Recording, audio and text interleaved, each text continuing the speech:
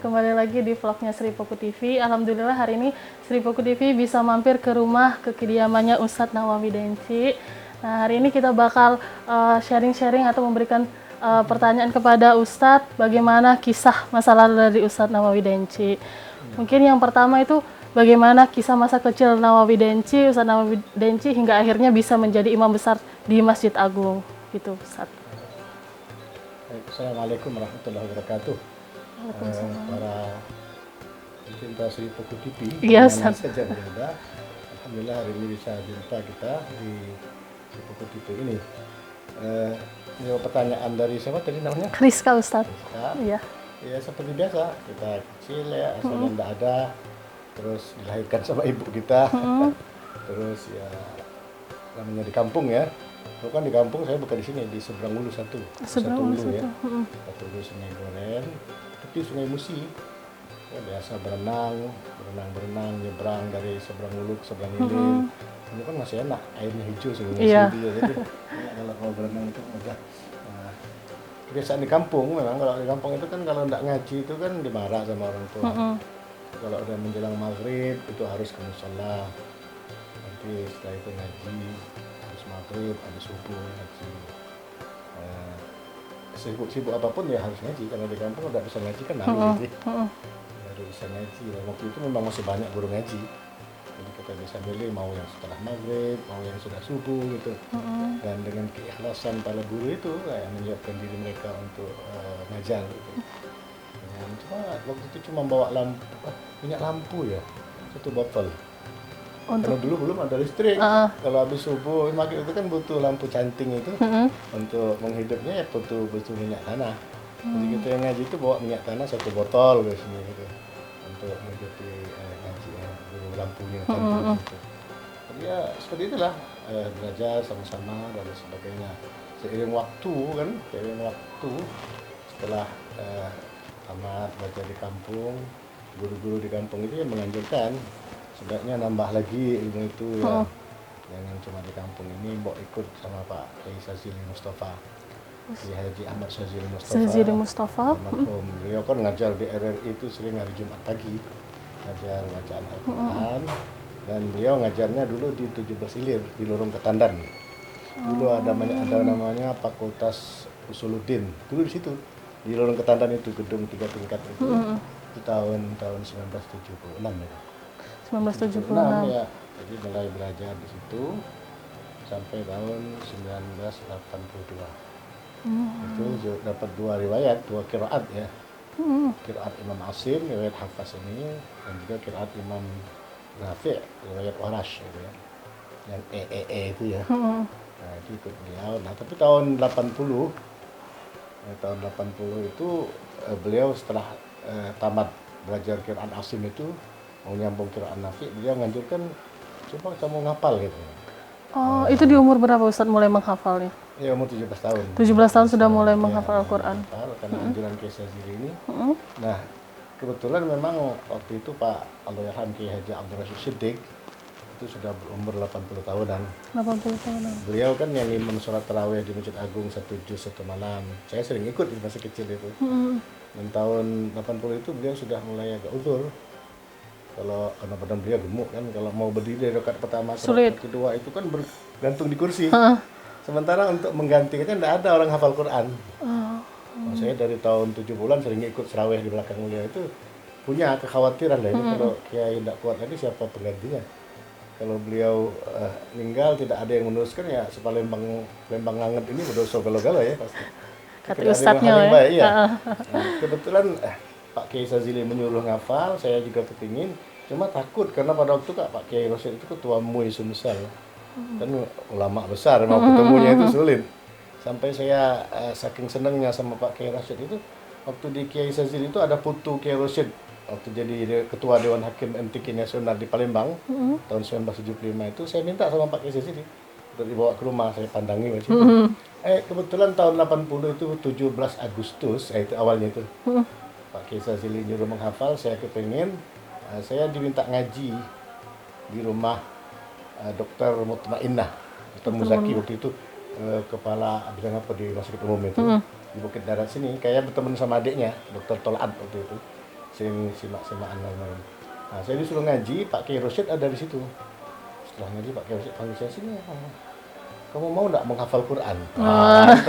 Ini pucuk cinta ulang jiwa saya bilang. Saya memang kepingin mau ke rumah Kiai Rosyid, takut karena beliau ulama besar gitu ya. Akhirnya dipertemukan. Kamu lebih enak menghafal daripada jadi qori. Qori itu kan paling umur 40 tahun. Suara kamu masih bagus, napas masih panjang. Nanti setelah 40 tahun, suara mulai berkurang, napas pendek. Samping munculan generasi baru. Jadi kamu akan ditinggalkan orang. Kalau kamu menghafal itu sampai mati. Beliau kepengen Pak Yai. Nah kalau begitu katanya nanti malam kamu datang ke Masjid Al-Maghfirah. Di Rambutan itu, di depan rumah beliau. Rumah beliau kan di Jalan Rambutan, nomor 9 depan Masjid Al-Maghfirah. Nanti malam kita peresmian namanya LPA, Lembaga Pendidikan Al-Quran Sumatera Selatan. Itu mereknya di depan Masjid Al-Maghfirah. Waktu itu masih di belakang masjidnya, itu masih tanah lapang. Masjid ini kecil di belakang. Nah, saya datang lalu itu ternyata itu yang meresmikan Pak Gubernur, Pak Haji Sainan Sagiman, waktu gubernur bersama Pangdam 4 waktu itu masih ya. Pangdam 4 Sriwijaya Pak Haji Tri Sutrisno. Pak Haji Trisno ini anak angkatnya Pak Kiai Rashid. Rupanya perasaan gubernur sama Pak Panglima ini sama seperti saya. Khawatir kalau Kiai meninggal tidak ada yang teruskan. Maka dari inisiatif gubernur dan Panglima dibentuklah lembaga itu untuk merekrut generasi penerus untuk menghafal Quran. Nah sejak malam itu saya disuruh datang Senin, Rabu, Jumat ke rumah Kiai itu untuk setor hafalan. Jadi dari kampung saya di seberang Hulu itu ke sana 3 kali naik mobil. Iya, dari Satulu itu kan naik mobil ketek dulu yang tak dulu kan, Simpang 4 Kertapati, belum ada bis kota. Dari Simpang 4 itu naik mobil Kertapati yang merah itu turun di bawah jembatan Ampera. Ya. Dari bawah jembatan Ampera itu naik mobil Palimo yang ngabang itu yang kecil. Stop di Kambang Iwa di samping gereja Silowam itu.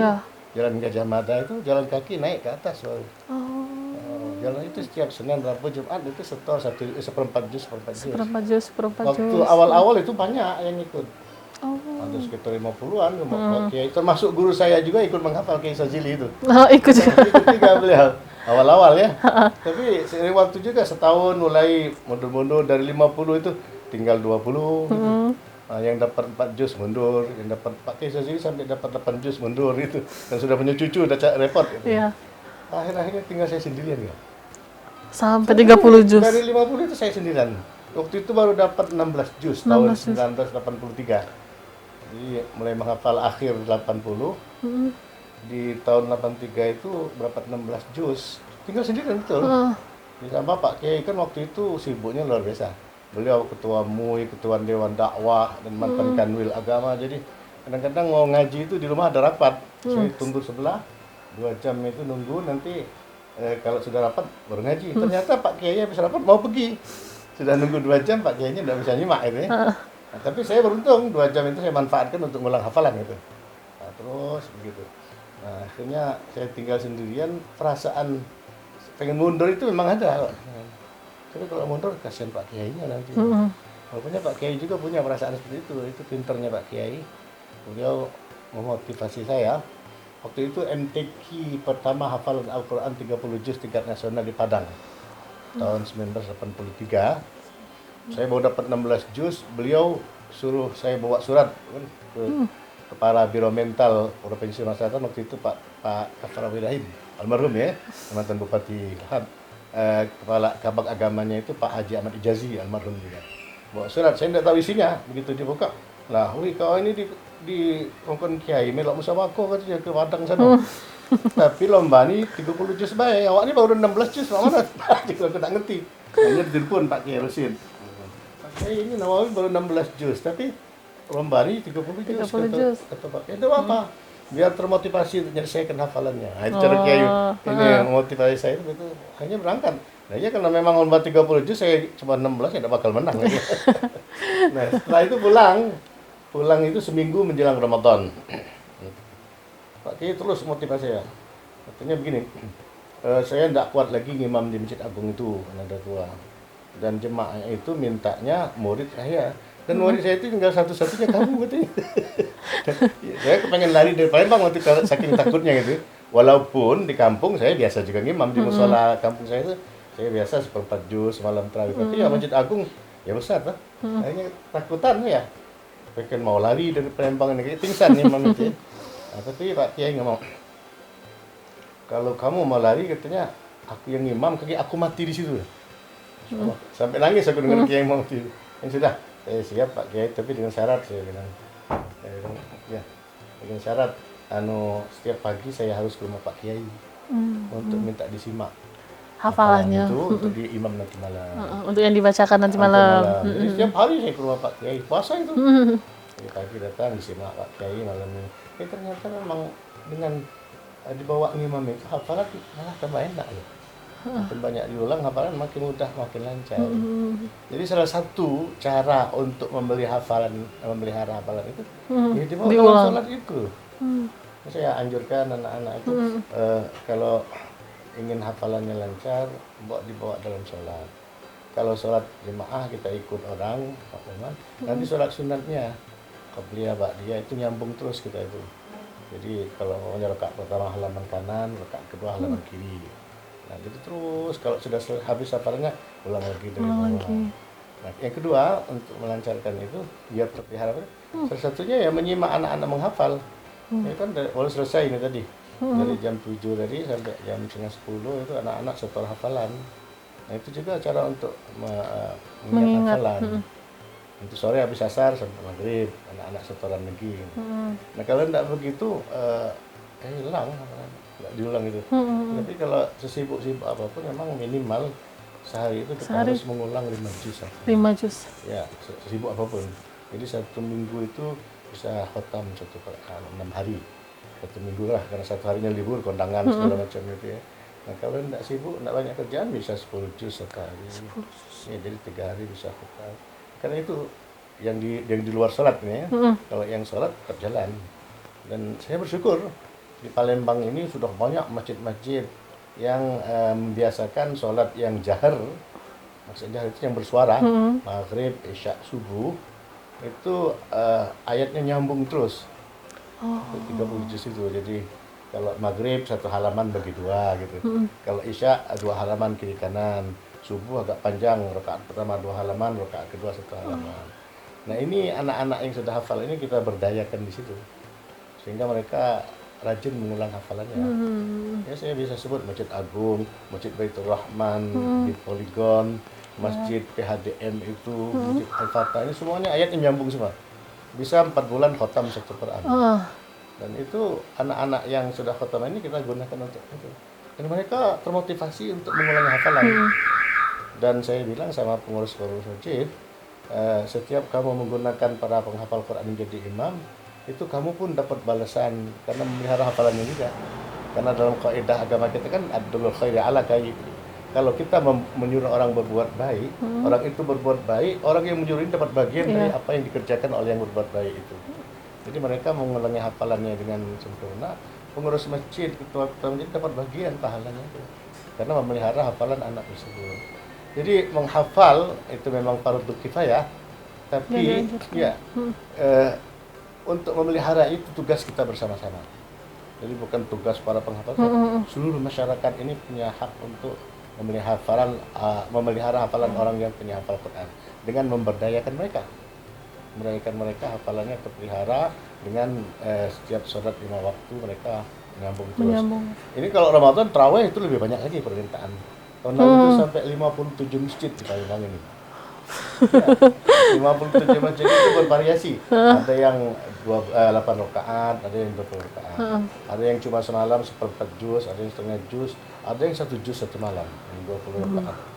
Dan mereka gembira karena kesempatan untuk mengulang hafalan. Untuk mereka itu tidak ada yang lebih membahagiakan bagi seorang penghafal Al-Quran itu kecuali Al-Quran itu lengket di lidahnya. Itu tidak ternilai dengan materi. Nah yang paling menyedihkan itu kalau Al-Quran itu lari dari lidahnya. Jadi Nabi itu kan pernah pesan kata Nabi, orang menghafal Quran itu laksana memelihara onta yang liar. Onta yang liar dia harus ikat setiap hari. Kalau dia tidak ikat, onta itu akan lari. Kabur. Akan lari. Maka cara mengikatnya itu dengan mengulangi hafalan itu. Dan ini tugas kita semua. Para pengurus masjid, saya pengennya di seluruh Sumatera Selatan bahkan seluruh Indonesia ini yang jadi imam itu orang-orang hafal Quran. Betul. Di samping memelihara hafalannya, dan insya Allah ya dengan adanya orang hafal Quran di masjid kan tentu orang ingin berjemaah di masjid. Kan yang Rasul SAW, Nabi Muhammad SAW itu mengingatkan dalam hadisnya, ya ummul qaum aqra'uhum di kitabillah. Jadi yang berhak menjadi imam dalam satu kaum, satu kelompok maksudnya itu orang yang paling fasih di dalam membaca Al-Quran. Jadi kefasihan itu yang utama ya. Nah, nanti setelah itu baru kefakihannya, pemahaman tentang hukum-hukum sholat itu, artinya sunnah, wajib dan rukun dan sebagainya. Itu harus dipahami juga seorang imam. Jadi tidak cukup dia cuma hafal Quran saja. Kalau tidak mengerti tentang fikih juga bahaya. Ya, contoh-contoh ringan kan bisa kita lihat, ada yang imam sholat subuh, ya menghafal, dihafal, ya setelah ngimam kebetulan hari Minggu mau olahraga. Ya, tadi subuh dia ngimam, ketika olahraga dia pakai celana pendek. Ini kan tidak paham tentang hukum ya, syarak ya, nah, karena tidak paham fikih. Tentunya ya kalau dia paham ya tahu ya di mana auratnya dan sebagainya. Nah itu artinya antara kefasihan dalam baca Quran dan pemahaman tentang hukum fikih itu sama. Jadi selain hafal Quran, bacaannya bagus, dia harus paham juga dengan hukum-hukum fikih tentang rukun dan sunnah wajib dalam sholat itu sendiri. Jadi dengan demikian ya indahlah, karena kan harus ada 3M yang dipelihara oleh takmir masjid dan musola kalau ingin masjidnya itu makmur. Ya, dalam istilah Imam Besar Masjid Istiqlal Profesor Nasaruddin Umar itu 3M itu kan yang pertama adalah fisiknya menara. Menara itu. Tapi yang non fisiknya suara yang keluar dari menara itu harus indah. Para muadzin.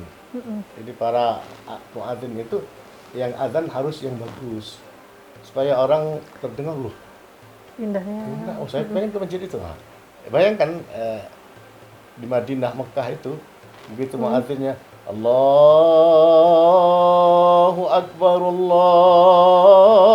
Akbar, semua toko tutup, semua orang menuju ke masjid karena muadzinnya indah.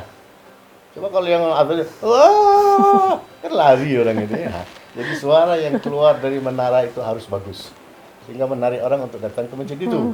M yang kedua adalah mihrab. Fisiknya mihrab, tapi intinya yang berdiri di dalam mihrab itu para imamnya. Nah, para imamnya harus yang betul-betul fasih. Sehingga dia baca Quran walaupun panjang ayatnya itu orang masih tetap senang. Karena nikmat mendengar bacaan walaupun dia sendiri tidak hafal, tapi mendengar suaranya bagus, iramanya indah, hafalannya juga banyak, sehingga orang tertarik untuk datang ke masjid itu. Yang ketiga, yang ketiga adalah mimbar.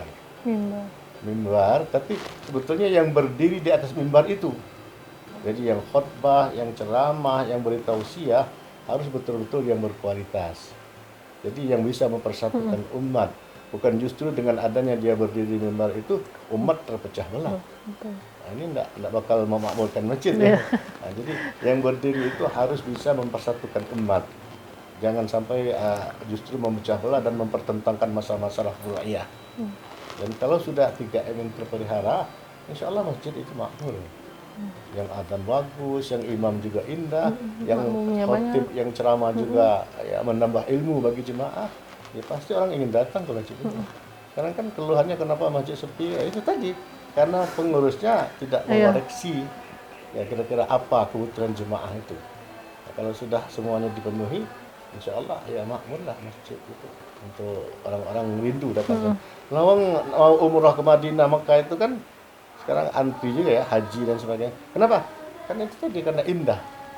Indah suara muadzinnya, imamnya juga betul-betul kualitas. Kemudian khotib-khotibnya juga mempersatukan umat, bukan memecah belah. Itu yang membuat rindu untuk datang ke situ. Gitu. Samping memang doa dari para nabi dan muslimin juga.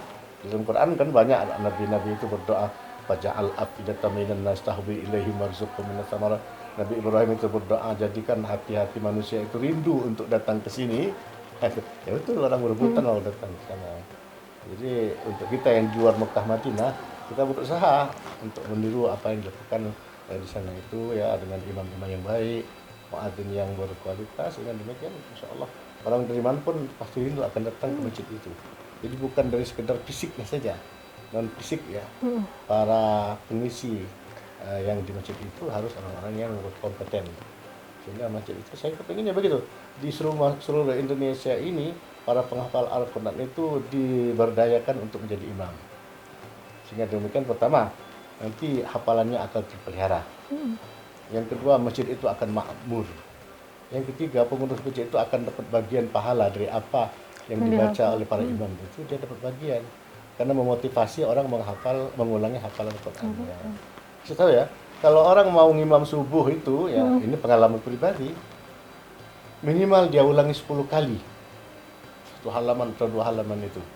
Makanya kan 10 kali dia ngulang itu berapa hurufnya ya. Nah itu pengurus-pengurus masjid dapat bagian dari apa yang dilakukan oleh para penghafal Quran itu.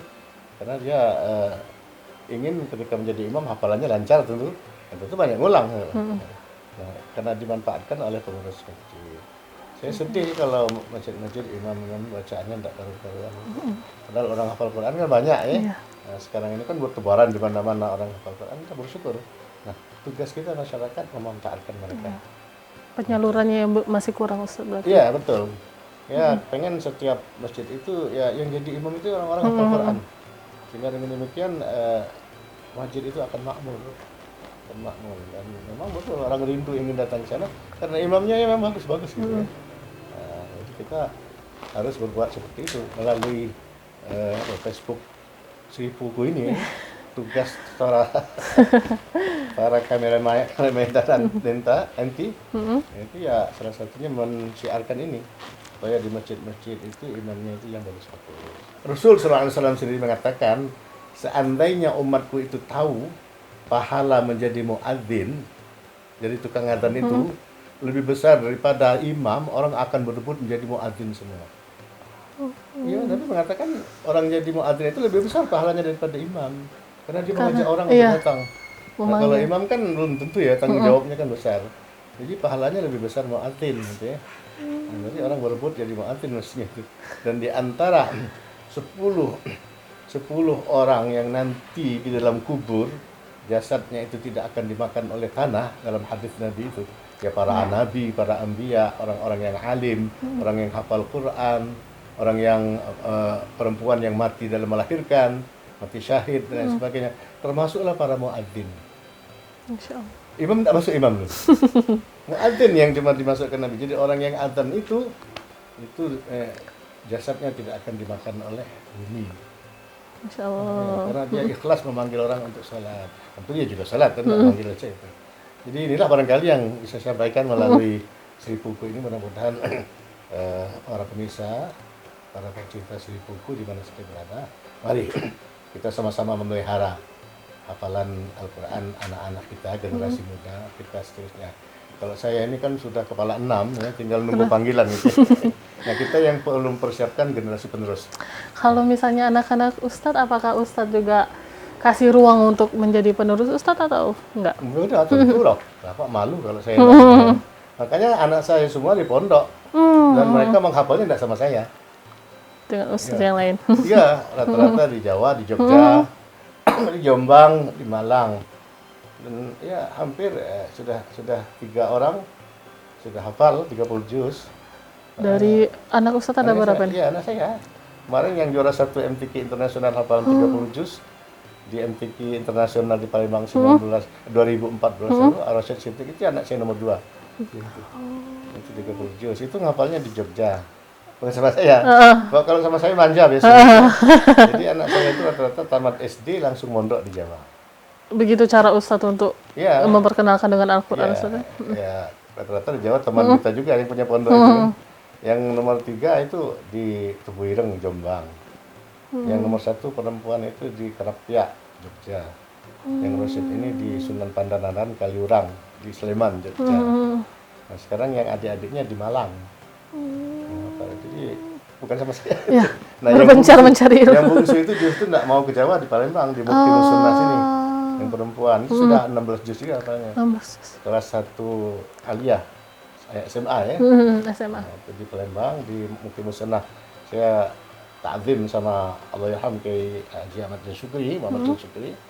Sehingga saya kepengen jangan sampai saya kualat sama beliau, harus ada satu anak saya yang dari pondok situ. Nah, kebetulan memang dia juga mau. Saya tawari mau ke Jawa, enggak Bu ya, biar di sini aja. Nah, alhamdulillah. Jadi saya kepengen berbakti dengan guru kita Kiai dan Syukri, ya anak saya juga memang gitu pengen. Saya tawarin kemarin tamat sanawiyah, tamat SMP mau ke Jawa anak. Nah, Bu ya biar di sini aja. Kalau senang saya di sini. Alhamdulillah. Jadi ada penerus dari wasilah Kiai Haji Ahmad Syukri. Itu Jadi saya sudah mengimam sholat tarawih di Masjid Agung itu lahir tahun berapa kan? 96 Oh, Ustaz. jauh. Itu tahun berapa itu? Kameramen kita. 99. Saya mengimami mulai tahun 1983. Sampai Ini saat berapa? ini. 36 tahun ya. Ya, waktu itu masih bujang ya. Gitu. Baru berusia 21 tahun. Ya, karena waktu itu tidak ada yang lain. 21 tahun itu sudah jadi Imam di imam, Masjid Agung, sudah hafal 30 juz. Iya, pertama 16 juz tadi, 1983. Tapi ini memotivasi saya, tahun depan saya harus khatam. Akhirnya 14 juz itu saya selesaikan dalam tempo 3 bulan. Karena semangat tahun depan 1984 saya harus satu Quran. Betul, cepat jadi saya bersemangat. Tadi karena mau dibawa dalam sholat tarawih, 1 juz 1 malam, 1 juz 1 malam. Waktu itu masih sendirian. Kemudian sampai tahun 2002, seiring dengan usia saya sendiri juga udah agak kurang kuat. Nah, mulai tahun 2002 saya ajak murid saya. Jadi 10 rakaat pertama murid saya, nanti 10 rakaat kedua baru saya. Ini persiapan kalau saya menghadap Allah kan. Kadang-kadang anak saya juga saya ajak juga rusid itu untuk gantiin gitu. Karena memang kita harus mempersiapkan generasi penerus. Jadi orang yang sukses itu bukan untuk dirinya saja, tapi untuk penerusnya juga. Penerus selanjutnya. Ya, kalau cuma dia, nanti kalau mati habis. Sekarang kita harus mempersiapkan generasi penerus yang harus lebih baik daripada kita. Kan Nabi bilang begitu, barang siapa yang hari ini sama dengan kemarin, ya rugi. Barang siapa yang hari ini lebih jelek dari kemarin, ya terlaknat ya. Dan orang yang beruntung itu hari ini lebih baik dari kemarin. Jadi harus kita berusaha ya lebih baik dari kemarin. Dan generasi penerus harus lebih baik daripada kita sekarang. Dengan demikian insya Allah Quran makin terpelihara dan anak-anak muda kita makin senang untuk menghafal Al-Quran. Dan ya terjaminlah negara kita ini dari balak dan bencana insya Allah. Makin banyak orang hafal Quran. Amin. Nah, berbicara mengenai menghafal Al-Quran, kira-kira Ustadz ada nggak sih batasan umur? Kan biasanya misalnya orang tua tuh, sudah tua, sudah tidak bisa ngapalin lagi. Nah, gimana itu Ustadz untuk memotivasi? Ya mungkin orang-orang yang sudah berumur tapi sebenarnya pengen untuk menghafal, tapi sudah takut duluan Ustadz. Nggak ada. Sahabat-sahabat Rasul itu semuanya tua loh. Sayyidina Abu Bakar itu lebih tua dari Nabi. Yang muda cuma satu, Sayyidina Ali. Paling mudah. Sayyidina Umar itu tua-tua semua. Tapi hafal loh. Artinya kemauan. Manjada wajada itu berlaku. Barang siapa yang ingin berusaha, insya Allah bisa. Tinggal mengatur waktu. Jadi tidak ada batasan orang tua, orang muda. Cuma memang kadang-kadang karena yang muda, apalagi anak kecil kan dia lebih bersih. Ada pepatah itu mengukir di atas batu. Kalau belajar di tua itu mengukir di atas air. Baru coret sudah hilang gitu. Kenapa? Karena di otak ini kan kayak radar sudah. Baru mau mulai menghafal ingat, oh ini nak bayar listrik bulan ini berapa. Baru nak ngapal ingat beras habis gitu. Kontrakan rumah dan belum dibayar, ledeng dan baik itu orang tua. Kalau anak-anak kan tidak punya pikiran itu.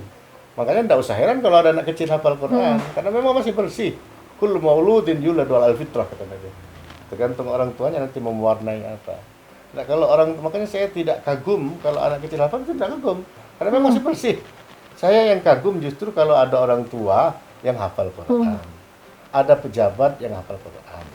Wali kota, bupati, gubernur hafal Quran. Itu luar biasa. Karena dari sekian banyak yang ia kerjakan dia masih ada waktu untuk menghafal. Itu luar biasa. Kalau anak-anak kecil ya memang begitu, tugasnya cuma begitu belajar. Tapi itu nikmat Allah juga untuk kita semua. Jadi saya ini kan tidak ada batasan. Karena sahabat-sahabat Nabi itu semuanya pada tua. Kecuali Sayyidina Ali sendiri. Di mana kita mau insya Allah bisa. Tinggal mengatur waktu. Gitu. Ya, masih ada pertanyaan? Terakhir Ustadz, Oke. bagaimana Ustadz tips untuk teman-teman bagaimana caranya untuk menemukan jodoh yang baik untuk masa depannya dan juga untuk ke jannah gitu Ustadz. Karena sekarang kan lagi booming yang namanya itu nikah muda. Kira-kira pandangan Ustadz mengenai nikah muda itu gimana? Kalau masalah jodoh kan itu Allah yang nentuin bukan kita. Makanya di dalam surah Ar-Rum itu kan ada 6 ayat ya, ayat 20 sampai 25 itu wa min ayatihi wa min sebagian dari tanda-tanda kebesaran Allah itu ya. Nah, di antaranya dia di langit, dijadikan langit dan bumi, siang dan malam, hujan dan panas, laki-laki dan perempuan, termasuk masalah perjodohan itu tanda-tanda kekuasaan Allah. Artinya jodoh itu qada dan qadar Allah. Jadi hak prerogatif Allah. Para mufassir menafsirkan kenapa ayat itu didahului dengan kata-kata khalaq, min ayatihi an khalaqalakum. Nah, ini para mufassir menafsirkan kalau sudah didahului kata khalaq itu haknya prerogatif Allah. Tidak ada campur tangan makhluk di dalam menentukan jodoh seseorang. Cuma selaku makhluk Allah kita wajib berdoa, berusaha. Tapi ketentuan tetap pada Allah Subhanahu wa taala. Anda percaya? Berapa banyak orang yang pacaran setahun, 2 tahun, bahkan mungkin puluhan tahun. Begitu mau dilamar, ditolak sama keluarga perempuan. Tidak jodoh tuh namanya. Betul. Ada yang cuma ketemu 1 minggu, 1 hari, 1 minggu, tuh dilamar langsung jadi. Itulah rahasia Allah. Artinya kita memang wajib berdoa, berusaha untuk menemukan jodoh yang diharapkan sesuai dengan agama. Karena Nabi kan mengatakan itu, tungkahul mar'atu li arba'in, gitu kan. Nikahilah oleh kamu perempuan itu dengan 4 kriteria. Yang pertama apa? Li jamaliha. Bisa karena kecantikannya. Yang kedua, limaliha. Bisa karena harta kekayaannya. Yang ketiga, li hasabiha. Karena nasab, karena keturunannya. Tapi Nabi menekankan kepada yang keempat, lidiniha. Karena agamanya. Karena dengan agamanya yang kuat, insya Allah dia akan tetap cantik walaupun sudah punya cucung 5. Kalau cuma karena kecantikannya, li jamaliha, lah punya anak 2, 3 kempot, mengempot, nah itu hilang. Karena itu kan relatif ya, cantik itu. Harta juga kalau tidak bisa memeliharanya, ya habis harta kekayaan, keturunan juga. Maka Nabi menekankan agamanya. Pilih yang agamanya yang kuat. Nah, dengan agama yang kuat itu insya Allah dia akan langgeng sampai akhir ayatnya. Makanya litaskunu ilaiha wa ja'ala bainakum mawaddatan wa rahmah. Jadi rahmah itu, kasih sayang itu yang bisa membuat kelanggengan rumah tangga. Jadi kalau bukan karena kasih sayang ya kapan dah tua kan kempot mengempot galau gigi lah habis itu ya gigi apa lah banyak gugur, mata lah mulai kabur, pipi lah kendur, akhirnya kakek makannya cuma makan bubur, berjalannya banyaklah mundur, tinggal di pojok kasur. Nah itu tandanya sudah dekat ke lubang kubur. Nah itu lah ya. Nah, kalau bukan karena agama justru akan jauh dari Allah. Karena agamanya kuat, walaupun sudah tua, sudah sakit, tetap rahmat Allah itu datang, tetap kasih sayang itu berjalan. Kalau enggak ya cuma waktu muda saja dia. Ya, karena kita nanti di surga itu kan muda semua, nggak ada yang tua. Ya, kenapa? Ya kalau yang tua-tua itu kalau istilah Ustadz Somad itu ya, kalau yang tua di dalam surga nanti dikasih kacang, gigi nggak ada gimana ya? Ya. Makanya dalam surga itu mudah semua. Jadi dikasih apapun bisa dimakan sama orang di surga itu. Jadi nggak usah takut nanti kalau tua di dunia ini takut nggak ada kasih sayang. Yang penting kita berusaha untuk menciptakan kasih sayang dalam masyarakat. Ya, jadi berdoa ini. Berdoa sambil berusaha lalu tawakalkan kepada Allah. Yang jelas Allah tidak akan menolak doa saya. Pasti dia kabulkan. Ibarat batu, tahu batu? Kalau setiap hari kita tetesi dengan air, tes, kan lama-lama berlubang juga. Kalau cuma 1 kali saja kita siram dengan air 1 drum, tidak akan berlubang. Jadi artinya amal, doa yang baik itu adalah doa yang dawam. yang terus menerus, rutin. Setiap hari, termasuk amal itu walaupun sedikit, tapi dawam. Setiap hari ada. Sedekah juga, sedikit-sedikit tapi setiap hari ada sedekahnya. Daripada cuma sekali, itu Banyak, sudah sekali itu. Lebih baik sedikit, banyak-banyak setiap hari, Iya, bagus gitu iya. ya. Kalaupun tidak mampu banyak-banyak setiap hari, sedikit-sedikit Sedikit-sedikit. ada. Itu lebih baik. Jadi, termasuk juga ngaji. Ya, khataman 1 hari, 1 Quran. Setelah itu 2-3 bulan tidak ngaji lagi. Nah, lebih baik sedikit-sedikit tiap hari ada. Nah, jadi amal. Termasuk doa. Jangan putus doa, karena doa itu adalah senjata kita orang yang beriman. Pasti kita harus yakin bahwa doa itu diijabah oleh Allah. Jadi harus berdoa itu harus optimis. Allah itu mengabulkan. Amin. Karena kita yakin Allah tidak akan tidak akan melupakan orang yang berdoa. Karena ini perintah beliau, perintah Allah. Ud'uni astajib lakum. Berdoa kepadaku, aku pasti akan mengabulkan doa. Dan memang orang yang tidak berdoa itu yang artinya orang yang sombong, yang yakin dengan kemampuannya sendiri. Kita ini selaku hamba Allah yang doa yang lemah, ya wajiblah Untuk berdoa untuk meminta apa, termasuk ya minta jodoh itu tadi. Nanti setelah minta jodoh pasti minta keturunan dah. Setelah minta keturunan kebetulan dapat laki-laki semua, pengen yang betina gitu. Terus tambah lagi gitu. Nggak habis-habis memang doa tuh Ustaz. Nah, makanya terus ya. Karena pemirsa sekalian, ini sekedar untuk guyon ya. Bahwa sesungguhnya semua sudah diatur oleh Allah. Tinggal kita menjalani kehidupan ini mengalir seperti biasa. Dan yang harus kita ingat, kita harus husnudzan. Artinya berbaik sangka terhadap Allah, terhadap makhluk-makhluk Allah. Dan Allah itu tergantung dengan sangka kita. Kalau kita nyangkonya baik, insya Allah baik. Seperti kamu mau ke rumah sini tadi, yakin Nawawi ada di rumah. Itu ada insya Allah. Kalau tidak yakin, ada apa tidak? Pasti tidak ada itu.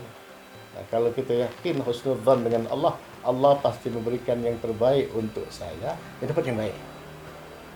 Ragu-ragu, dapat apa tidak aku yang baik, itu ragu-ragu. Da'ma yuribuka ila ma yuribuk, kata Rasulullah. Tinggalkan yang meragukan, ambil yang tidak meragukan. Tidak boleh ragu-ragu dalam berdoa dan sholat. Harus yakin betul bahwa doa kita diijabah oleh Allah. Semoga Allah mengabulkan. Amin. Nah, begitulah, alhamdulillah sudah banyak pelajaran yang bisa kita ambil dari Ustaz Nawawi. Semoga teman-teman pemirsa dari Sri Poku TV bisa mengambil manfaatnya. Sekian wawancara kita bersama Ustaz. Sampai jumpa di video selanjutnya. Terima kasih. Wassalamualaikum warahmatullahi wabarakatuh. Waalaikumsalam warahmatullahi wabarakatuh.